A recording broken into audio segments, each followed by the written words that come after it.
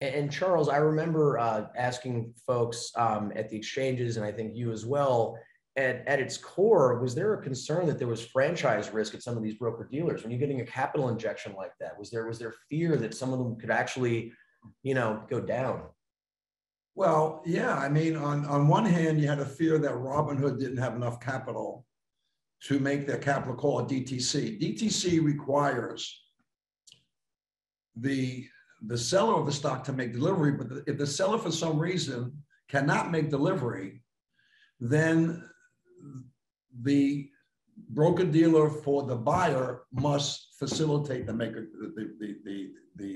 delivery. So the system, when it works without any ripples, the delivery is made by the seller, the hedge fund, who's ever short, the insurance company short. They borrow the stock or they buy the stock in the open market and they make delivery. If they cannot borrow the stock, cannot buy the stock because they're out of cash and they have their own liquidity issues, then Robinhood, on behalf of the buyers, must step into the market, and they didn't have enough capital. So Robinhood, and I don't have statistics on this. I don't think anybody does other than the regulators. But Robinhood clearly was undercapitalized for the amount of call buying they permitted, because those call buyers wanted delivery on stock. Instead of closing the call out before expiration, they let the call expire deep in the money, and DTC says, okay, you got the stock. And they went around to the sellers and said, hand over the stock. And everything came to a screeching halt. So Robinhood needs to explain how they allowed the call buying to get out of whack with respect to the capital. They may have assumed that a higher percentage of call buyers were going to cover their calls before expiration. And I think they made a miscalculation. In any case, they clearly, in my mind, in my opinion, they were undercapitalized. And at the same time, in my opinion, it is beyond me that hedge funds, insurance companies, all the players were short, in excess of 100%. It was the most crowded short I've seen in 20 years, other than maybe Enron and some other companies, but very crowded, and that's always a formula for major problems. Now, Charles, I want to talk about the options side of things just quickly. We don't need to spend too much time on this, but can you explain, and I believe we discussed this in person on September 30th, the impact of aggressive call option buying and how it can result in common stock being driven up, as a result of how the hedging works? Well, and I'm going to oversimplify. It's a lot more complicated than I can explain on this, but typically, when someone buys a call, the market maker will try and match that purchase of a call with someone who's selling the call. And like, for example, I am selling covered calls. So my covered calls that I'm putting out into the marketplace are being matched with someone who wants to buy calls. That's what makes a market, and everything is status quo. However, if the call buying exceeds the supply of covered calls, the market maker steps in and now is short the call. They can stay short that call for a period of time, but if there is volatility in the stock, they have risk in being short the call. And the way to hedge that risk is either to buy the same call, which is unlikely that they'll do that, buy a similar call with a different expiration date or the same expiration date but different strike, or they can buy the underlying stock. And that can escalate the situation in a GME where the price can continue going up. Now, obviously, the market maker does not want to buy the stock, the underlying stock, and that results in a quagmire. And when they're forced to do it, it's an issue. Really quick, Charles, just touching back on this issue of, franchise risk at these broker dealers. In my mind, aren't these the Robinhoods, Charles Schwabs of the world? They're too big to fail, aren't they? I mean, do you think that could, wouldn't it be catastrophic if one of those went down with all these accounts? Well, the big ones, yeah. I mean, the analogy would be the banking system. I mean, it's like saying, well, what if Citibank or J.P. Morgan or even smaller banks like some regional banks go under? It would create a problem in the banking system. So that let's not forget the DTC is sort of like the clearinghouse for the checking system. And if banks in the checking system are having difficulty making their call on money that the clearinghouse makes on the banks, then the check processing system can come to a screeching halt. Same thing with DTC. There's no different. I also like to point out that the short sellers did not hedge, and I think we made this comment on September 30th, but I'll just clarify it. When I said that the short sellers did not properly hedge their book. They got a little bit overly confident, hubris, that their shorts were good money. But typically, if you're going to start shorting in the area of 100 plus of the float, you want to start buying calls, out of the money calls, in case you're wrong. Now you don't hedge the entire book, but at least you put on 5-10% of out of the money calls to protect you against a short squeeze. And as a short squeeze starts to escalate, you put on more out of the money calls.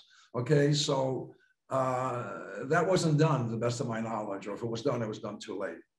Now, on the naked shorts, and we discussed this before, but I just want to remind everyone of this issue. This happens frequently. The naked short selling is not actually allowed, right? And there are penalties for it. So well, it's technically illegal for day traders to pursue naked shorts. Okay, a day trader can short a stock and buy it the same day, and sort of and depending upon the broker dealer they're working with, will either let them get away with that or not.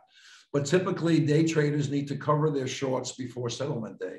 All right. Now, when you go outside the day traders into professional money managers, big hedge funds that trade with broker dealers and with market makers, there is an extension of broker dealer balance sheets to them, and that allows them to create a naked short on the broker dealer's book or the market maker's book that can go beyond settlement date, as I said earlier.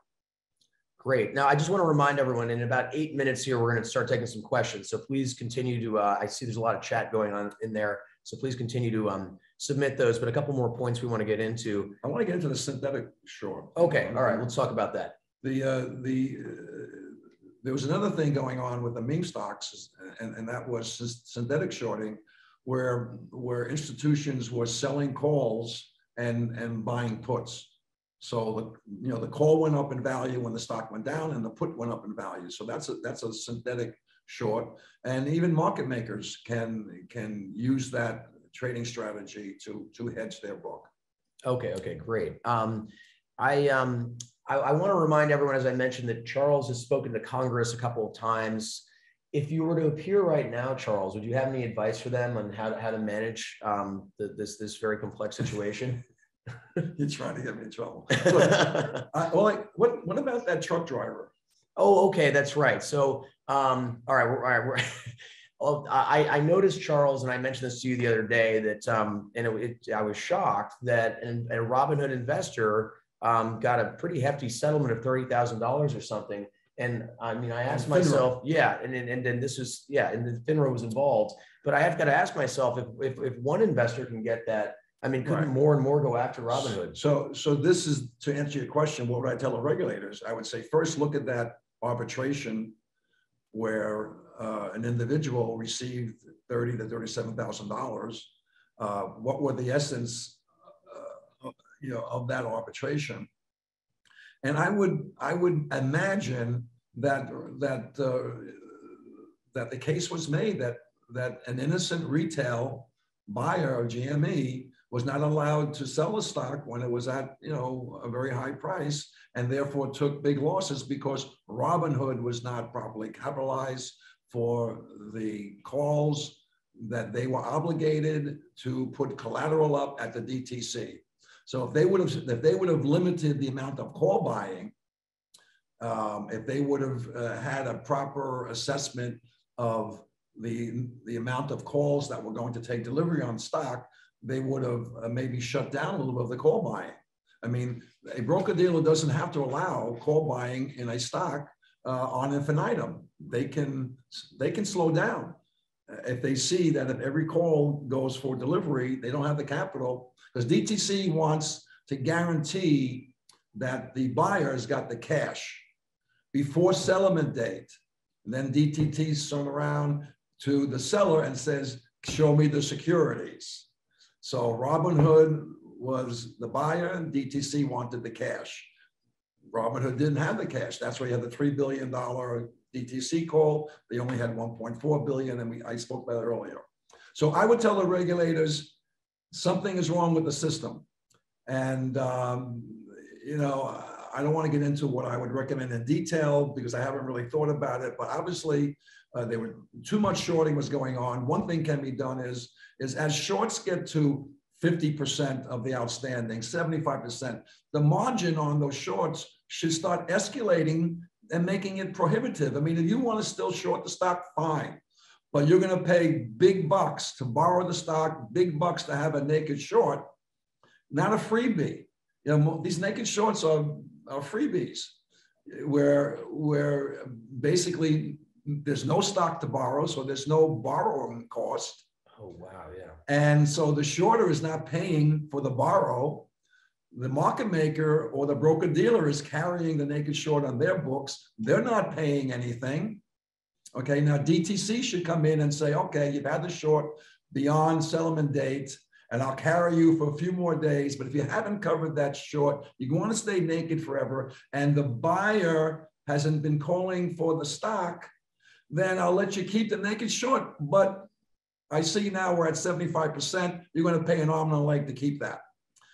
That doesn't exist today, and that's what I would recommend. So once again, on the Robinhood side, the capitalization screwed up there. And on the market making broker dealer side, the naked shorts were excessive, and DTC should be making it more costly to carry that trade, because if they don't make it costly and they continue shorting to 110, 120%, we can have this clog in the wheel as we had, where everything comes to a screeching halt.